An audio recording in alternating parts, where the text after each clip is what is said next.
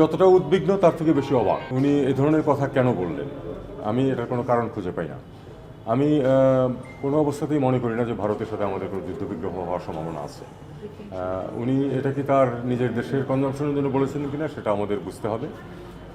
আর উনি যেভাবে বলেছেন এটা বিটিং অ্যারাউন্ড দ্য বুশ অনেকটা, কারণ ইউক্রাইনের যুদ্ধের কারণে তো ভারতের যুদ্ধ প্রস্তুতির আমি কোনো প্রয়োজন দেখি না, বা হামাসের সাথে যে সমস্যা হচ্ছে তাতে করেই বা ভারতের অন্ততপক্ষে এখানে কি সম্পর্ক।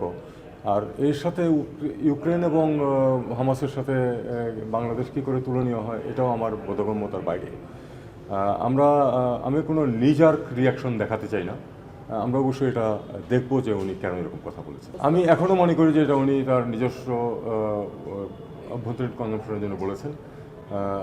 কাজেই আমি কোনো স্পেকুলেট করতে চাই না।